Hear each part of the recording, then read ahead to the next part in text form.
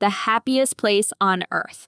Where is it? The Fraser's Ridge or Disneyland? Outlander Season 7's second episode asked this difficult question. For me, the answer is obvious. It's wherever Jamie Fraser is. I don't know about you, though.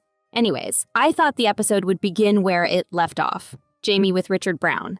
But they showed nothing about that throughout the episode. So I assume the Brown threat is finally over. Still, it was weird not to show Jamie kill him. I hope he doesn't pop up later on. I want to close the Richard Brown chapter and never return, please. The episode quickly jumped right into the story as soon as it started. It seemed like the writers were trying to wrap up the Malva Christie storyline as quickly as possible. Alan Christie, making his appearance for the first time this season, confessed to Claire about everything. He had been sleeping with Malva for years, thinking he was in love with her. To be honest, I didn't expect to see a flashback here. It was horrible to see Malva's face when Alan was sexually assaulting her. He was the father of Malva's baby, and he was the one who put her up to claim Jamie was the father. And when Malva changed her mind about tricking Jamie and said she didn't love her brother, Alan killed her immediately. All this time, I thought Malva was a psychopath, but she was a traumatized young girl who didn't know what to do. This sicko was about to kill himself, but Claire stopped him. Young Ian had no reason to stop, however. He had heard Alan's confession and killed him with a single arrow. Good boy. While burying him in the woods, Mrs. Bug saw them and helped with the burial. But why do I feel like this will cause trouble in the future? Let's move on. I'm repeating things, but episode 2 was so fast-paced that they showed Brianna giving birth right after Alan's burial. She gave birth to a daughter, whom they named Amanda. They were happy for a while, but this is Outlander. No happiness lasts forever. Claire noticed something strange with Amanda's health. She talked about some severe heart disease whose name I won't even attempt to repeat. Since Claire is not a heart surgeon, she couldn't perform surgery on little Amanda, so the whole team decided it would be best for the Mackenzies to travel to the future to get treatment. They needed gemstones for that. They found a few in Wilmington, and one came from an unlikely place. Lord John Grey, who was in Wilmington with William Ransom, aka Lieutenant Lord Ellesmere. Bree met with her brother for the first time, which ended up being anticlimactic when I realized William was excited to fight in the war and still thought Jamie was just someone insignificant from his childhood. At least the arrival of William resulted in a nice Jamie and John scene. Lord John tried to encourage Jamie to fight beside his son in the British Army, but Jamie reminded him of his oath, how he had sworn never to fight for the crown. While Bree had thought William should know about who his birth father was, Jamie thought the boy didn't need to know. Honestly, I'm on the fence. A part of me thinks like Bree. He does have a right to know. But another part of me says he already has the best father anyone can have, Lord John Grey. Why would you ruin his happiness by revealing such a thing? Of course, he will find out about this eventually. I don't know when, though. Starting with Lord John and Jamie, every scene in this episode was emotional as hell. Maybe except the last one, which was scary. But I'll talk about that later. We saw multiple goodbyes, and every single one of them was heartbreaking.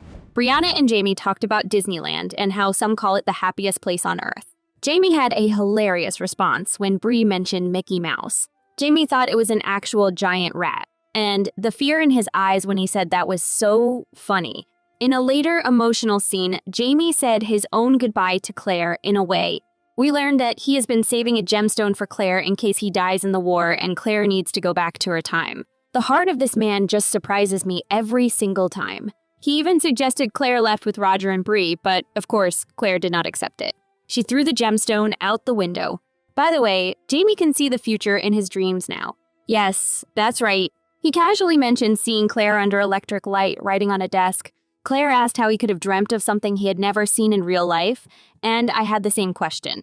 Either this guy's imagination is endless, or he has a magical ability or something. I thought this storyline would be linked with his ghost in the first episode of the whole series, but it didn't happen. Maybe in the future.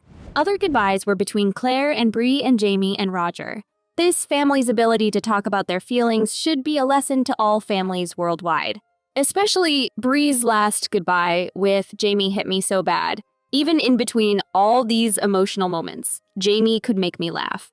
He referred to Mickey Mouse as Michael and told Jamie that if he ever encounters a giant rat with the same name, he should tell him his granddad sends his regards. Just hilarious. Well, the Mackenzies were able to travel safely. They saw a plane when they woke up beside the stone, so I'm guessing they were in the 20th century. Claire and Jamie back home, however, were depressed. Claire cried like a baby in Jamie's arms. I haven't seen her like this in a long time. Some time passed. Lizzie gave birth to a child. It was nice to learn that their unconventional family still thrives. The so-called throuple still continues, and I'm happy that they were able to work that out.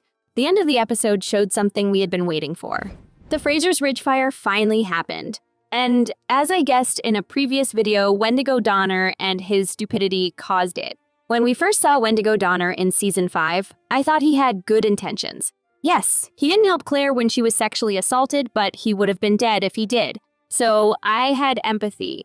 But this episode showed his true colors. He wanted gemstones to travel again. While he and his friends were looking for gems, they spilt ether all over the floor of Claire's room, and stupid Wendigo lighted up a match to see clearly. That caused such an explosion that I cannot fathom how anyone could leave that house alive. Wendigo Donner and his friends will be dead, most likely. Here is another storyline closed. But where did that gold come from? Did the bug steal someone's gold? Jamie will definitely haul them up in the next episode. I can't wait to learn all about it. Where do you think that gold came from? Did you like this episode? Let us know what you think in the comments below. Don't forget to like and share this video. Subscribe to our channel for more videos like this. See you soon.